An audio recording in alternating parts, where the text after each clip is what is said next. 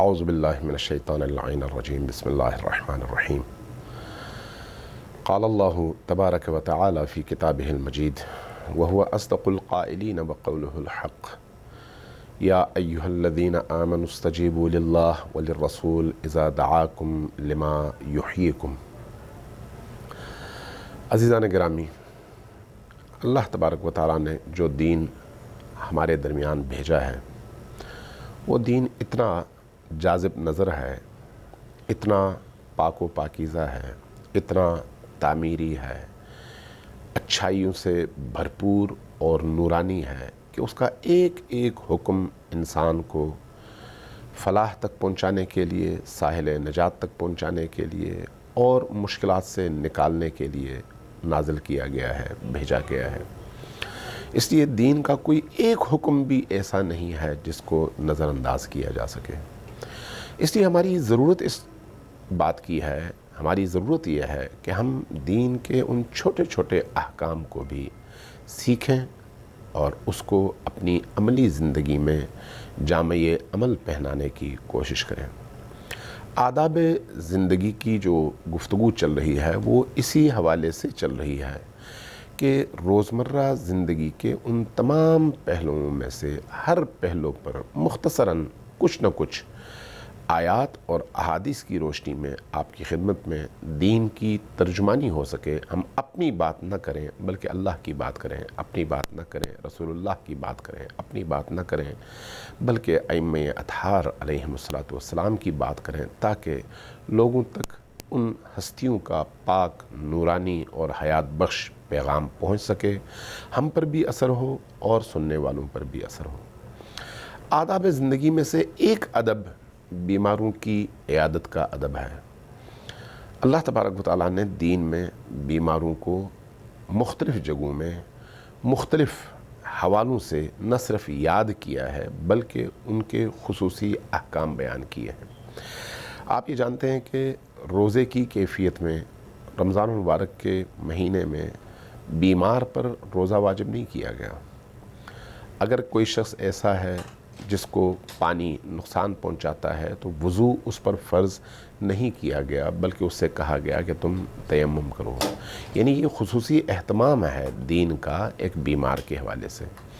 بیمار ٹوٹ پھوٹ کا شکار ہوتا ہے، بیمار اندر سے ٹوٹا ہوا ہوتا ہے، بیمار دکھی ہوتا ہے، بیمار تکلیف اور رنج میں اپنے اوقات بسر کر رہا ہوتا ہے، اور اللہ تبارک و تعالیٰ اس شخص کے زیادہ قریب ہوتا ہے جس کا دل ٹوٹا ہوا ہو، جو رنج میں ہو، جو مشکل میں ہو، جو درد سہ رہا ہو۔ ایسے لوگوں کے اللہ زیادہ قریب ہوتا ہے۔ ہمیں بھی اللہ حکم دیتا ہے کہ ہم ایسے لوگوں کے قریب ہوں، ایسے لوگوں کے پاس جائیں، ان بیماروں کی عیادت کریں۔ بیمار وہ نہیں ہے جس کے سر میں 10 منٹ کے لیے درد ہوا اور اس درد کے 10 منٹ کے بعد اس کا سر ٹھیک ہو گیا، نہیں، وہ بیمار نہیں ہے۔ بیمار کی جو تعریف روایات میں کی گئی ہے وہ یہ ہے کہ کم از کم 3 دن بستر پر رہے تو ایسا شخص بیمار کہلاتا ہے۔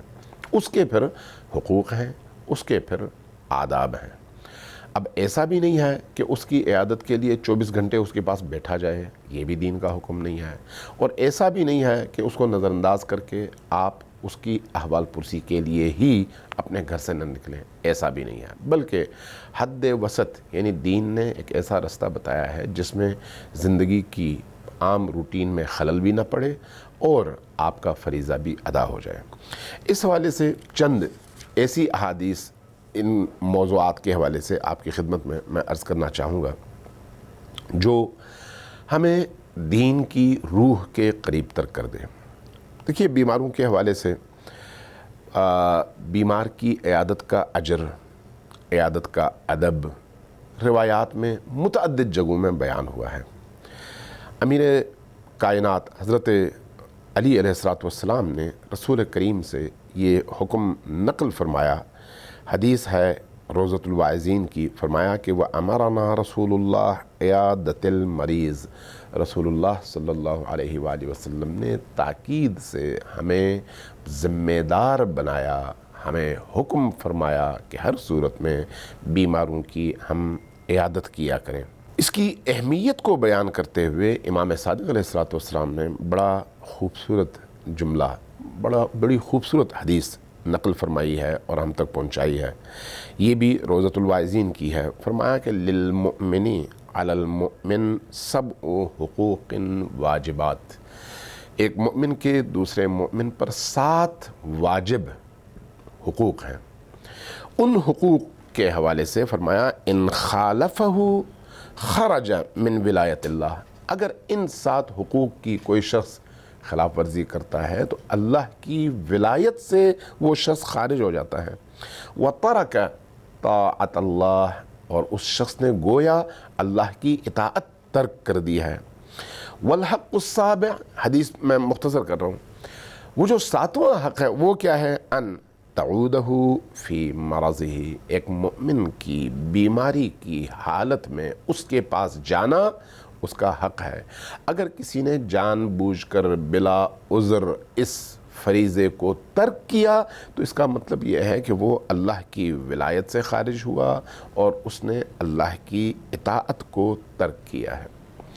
اس لیے ہم سفر اگر بیمار ہو جائے تو اس کے لیے اللہ کے رسول نے بڑی عجیب حکمت کے ساتھ حکم بیان فرمایا ہے۔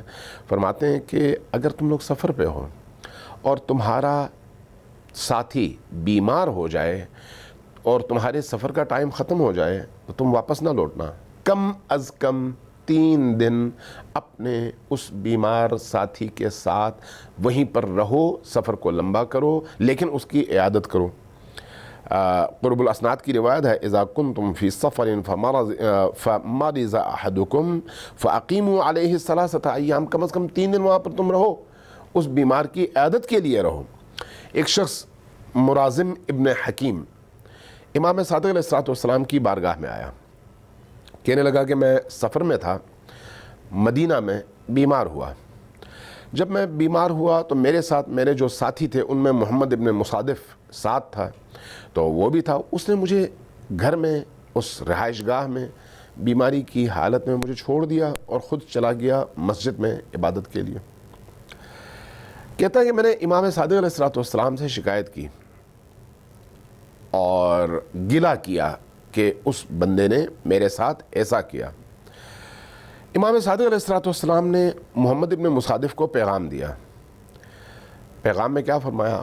فرمایا کہ اگر تم اس حکیم مرازم ابن حکیم کے ساتھ ٹھہر جاتے وہ وقت، مسجد میں نہ جاتے بلکہ اس کی عیادت کرتے اور اس کے ساتھ گھر میں رہتے، تو اس کا جو اجر تھا تمہاری مسجد میں کی گئی عبادت کی نسبت بہت زیادہ تھا، تم نے اس زیادہ اجر کو ضائع کر دیا ہے۔ گویا ایک مریض کی عیادت مسجد حرام میں یا مسجد نبوی میں عبادت کی نسبت زیادہ اللہ کو محبوب بھی ہے اور اس کے نتیجے میں اس کا اجر بھی بہت زیادہ ہے۔ زید ابن شحام امام صادق علیہ السلام کے اصحاب میں سے ہیں۔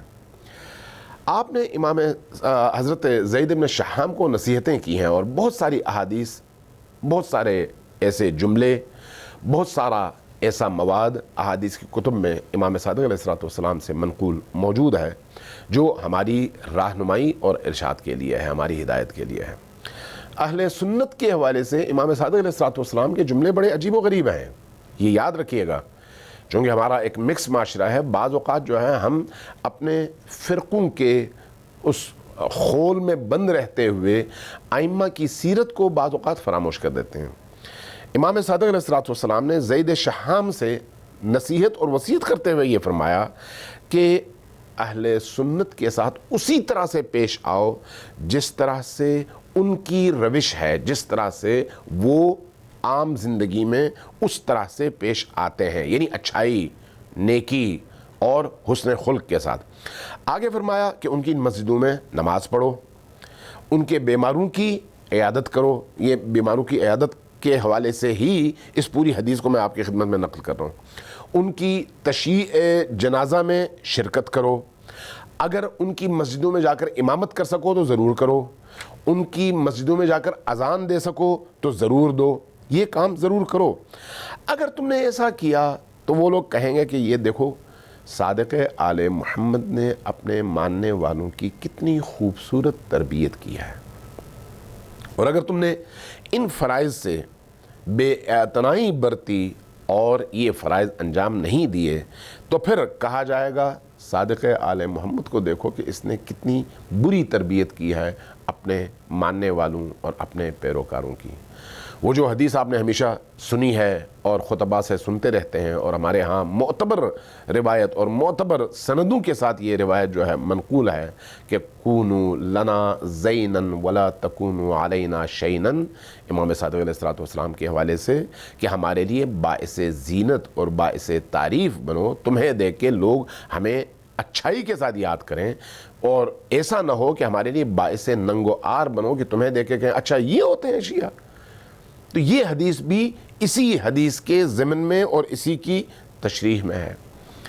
بعض اوقات بعض بیمار ایسی بیماریوں میں مبتلا ہوتے ہیں جس کے قریب جانا عام طور پر آدمی گوارا نہیں کرتا، مثلا کھال، پوست اور جلد کی بیماریاں ہیں، مثلا بعض اوقات جلد جل جاتی ہے، مثلا بعض اوقات انسان کی اس بیماری کو دیکھ کر دوسرا انسان کرب میں بھی مبتلا ہوتا ہے اور قریب بیٹھتے ہوئے گھبراتا بھی ہے۔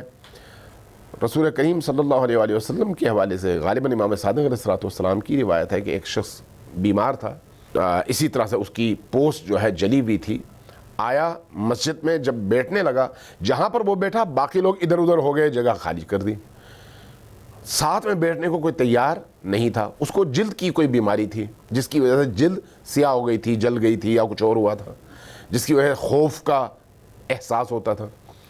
نبی کریم صلی اللہ علیہ وآلہ وسلم نے جب یہ منظر دیکھا تو اس بیمار کو اپنے قریب بلایا، اپنے ساتھ بٹھایا۔ یہ کیوں ہے؟ یہ اس عطوفت، مہر، رحم، رحمانیت، رحیمیت اور کرامت رسول اللہ صلی اللہ علیہ وآلہ وسلم کا مظاہرہ ہے۔ رسول کریم نے اس طرح سے ہم انسانوں کی رہنمائی فرمائی ہے۔ اس لیے ہم سے کہا گیا ہے کہ حتیٰ اگر کسی بیمار کے لیے تمہیں فاصلے طے کرنے پڑیں، چل کے جانا پڑے، دور جانا پڑے، تو یہ کام بھی ضرور کرو، چونکہ تمہارے اٹھائے ہوئے ہر قدم کے عوض تمہیں 70 ملین، یعنی یہ جو 70 ملین کا عدد ہے یہ کثرت کی دلیل ہے، بے تحاشا ثواب ملتا ہے۔ اور اللہ تبارک و تعالیٰ ایسے فرشتوں کو مأمور کرتا ہے جو روز قیامت تمہارے لیے، روز قیامت تک تمہارے لیے مغفرت کی دعا کرتے ہیں، استغفار کی دعا کرتے ہیں۔ امام باقر علیہ السلام نے فرمایا اس لیے کہ جب ایک مومن کسی مومن کی عیادت کرتا ہے تو اللہ کی رحمت میں وہ غوطہ ور ہوتا ہے، ڈبکیاں لگا رہا ہوتا ہے اللہ کی رحمت میں، اور اللہ کی رحمت اس کو اپنی پناہ میں لے لیتی ہے، اور جب وہ اس عیادت سے واپس لوٹتا ہے تو اللہ تبارک و تعالیٰ 70,000 فرشتوں کو اس پر مأمور کرتا ہے جو اس کے لیے استغفار کرتے ہیں اور رحمت طلب کرتے ہیں اللہ کی ذات سے، اور اگلے دن اسی ٹائم تک، یعنی تقریباً 24 گھنٹے تک اس کو نوید سنائی جاتی ہے کہ خوش رہو، پاکیزہ رہو، جنت تمہیں مبارک ہو، یعنی دوسرے لفظوں میں اگر اس کے اگلے 24 گھنٹوں کے اندر اس کا انتقال ہو جائے تو وہ سیدھا جنت چلا جائے گا۔ حدیث سے یہی مفہوم نکلتا ہے۔ اس لیے امام باقر علیہ السلام نے فرمایا کہ جو شخص کسی بیمار کی عیادت کے لیے جائے، اس بیمار کی عیادت کے لیے جاتے ہوئے اگر وہ بیمار اس کے لیے کوئی دعا کرے تو یقین جانو وہ دعا اللہ قبول کرتا ہے، یعنی بیمار کی دعا کو اس عیادت کرنے والے شخص کے حق میں۔ اس لیے کہا گیا ہے کہ جب کوئی بیمار آئے، کوئی عیادت کرنے والا کسی بیمار کے پاس آئے تو اس کے ماتھے پر ہاتھ رکھے، حال احوال پوچھے، اور اس کے بعد کچھ دیر اس کے پاس بیٹھے اور پھر اس سے کہے کہ وہ اس عیادت کرنے والے کے لیے دعا کرے، چونکہ بیمار کی دعا کو اللہ جلدی قبول کرتا ہے۔ اس لیے ٹائم کا بھی ائمہ اطہار نے معین کیا ہے، ایسا نہیں ہے کہ صبح سے شام تک بیمار کے پاس بیٹھے رہو، کہا گیا اتنا ٹائم جس جتنے ٹائم میں تم ایک اونٹنی کا دودھ دوہ سکتے ہو 10 سے 15 منٹ، اتنی دیر بیمار کے پاس بیٹھو، اس سے زیادہ نہ بیٹھو۔ یہ بھی تاکید ہے، اس سے زیادہ بیمار کے پاس نہ بیٹھو۔ کیوں یہ ہے؟ تاکہ بیمار کو اذیت نہ ہو۔ آپ کے وہاں پر جانے کا مقصد جو ہے بیمار کو سکون پہنچانا ہے، زیادہ بیٹھنے سے وہ تکلیف میں مبتلا ہوگا، اس لیے زیادہ نہ بیٹھو۔ ہاں اگر بیمار خود اصرار کرے، چاہے اور اس کو سکون ملتا ہو آپ کے اس کے پاس بیٹھنے سے، تو پھر زیادہ بیٹھنے میں کسی طرح کا کوئی حرج نہیں ہے۔ ایک اور روایت بڑی عجیب و غریب ہے، وہ روایت کہتی ہے کہ جب ایک انسان قیامت کے دن اللہ کی بارگاہ میں حاضر ہوتا ہے تو اللہ اس سے کہتا ہے کہ دنیا میں بیمار ہوا تھا، تم میری عیادت کے لیے کیوں نہیں آئے؟ وہ انسان، وہ مومن، وہ مسلمان پوچھتا ہے کہ یا اللہ آپ کی ذات تو پاک و پاکیزہ ہے، منزہ ہے، کیسے ہو سکتا ہے کہ آپ بیمار ہوں؟ چونکہ بیماری اس طرح کی کیفیات آپ سے دور ہیں، آپ ان کیفیات کا شکار نہیں ہوتے۔ فرمایا کہ وہ جو میرا بندہ یہ مریض تھا، میرا مریض بندہ، وہ میں اس کے دل میں تھا، اس کے قریب تھا، تو اگر آتا اور اس کی عیادت کرتا تو گویا تو نے میری عیادت کی تھی۔ یہ جو آپ صدقات کے حوالے سے پڑھتے ہیں نا کہ آپ جب صدقہ دیتے ہیں تو اس فقیر کے ہاتھ میں نہیں دیتے، اللہ کے ہاتھ میں دیتے ہیں۔ تو یہاں عیادت میں بھی اسی طرح سے آپ جب بیمار کی عیادت کرتے ہیں تو بیمار کی نہیں، اللہ کی بارگاہ میں حاضر ہوتے ہیں۔ اس لیے روایات میں اس چیز کو بہت زیادہ تاکید کی نگاہ سے دیکھا گیا ہے اور کہا گیا ہے کہ حضرت ابراہیم خلیل اللہ کی صف میں عیادت کرنے والا اٹھایا جاتا ہے جب وہ بیماروں کی عیادت کرتا ہے۔ اور اسی طرح سے کہا گیا ہے کہ جب تم بیمار کی عیادت کے لیے جاؤ تو کوئی نہ کوئی تحفہ لے کے جاؤ، عطر لے کے جاؤ، خوشبو لے کے جاؤ، ایسا میوہ لے کے جاؤ جو وہ کھا سکے، ایسا فروٹ لے کے جاؤ جو اس کو محبوب ہو، اس کو مطلوب ہو، ایسی چیزیں جس سے اس بیمار کو سکون اور تسلی ملے۔ بیمار کو غذا کھلانے کے حوالے سے بھی اس لیے بڑی تاکید ملتی ہے احادیث میں، لیکن ایک چیز سے منع کیا گیا ہے کہ کوئی ایسا کام نہ کرو جس سے بیمار کو تکلیف پہنچے، کوئی ایسا کام نہ کرو۔ اس لیے ادب عیادت جو ہے اس کا خیال رکھنا ضروری ہے کہ کن آداب کے تحت ہم کسی بیمار کی عیادت کریں۔ یہ بیمار کی عیادت کرنا آپ کی طرف سے بیمار پر احسان نہیں ہے، بلکہ اپنے آپ سے نیکی ہے اور اپنے لیے رستہ کھولنا ہے اللہ تبارک و تعالیٰ کی برکتوں کا رستہ، رحمتوں کا رستہ، اللہ کی محبتوں کا رستہ، مغفرتوں کا رستہ۔ اس لیے اس بیمار کی عیادت کو اللہ تبارک و تعالیٰ نے عبادت قرار دیا ہے، رسول کریم صلی اللہ علیہ وآلہ وسلم نے اس کو اپنی سنت قرار دیا ہے، اس پر تاکید کی ہے، اس کے آداب بیان کیے ہیں، اس کی شرائط بیان کی ہیں اور اس کے اصول اور ضابطے وضع کیے ہیں۔ اللہ تبارک و تعالیٰ ہمیں اپنے ایسے تمام فرائض پر عمل پیرا ہونے کی توفیق اور سعادت نصیب فرمائے۔ والسلام علیکم ورحمۃ اللہ وبرکاتہ۔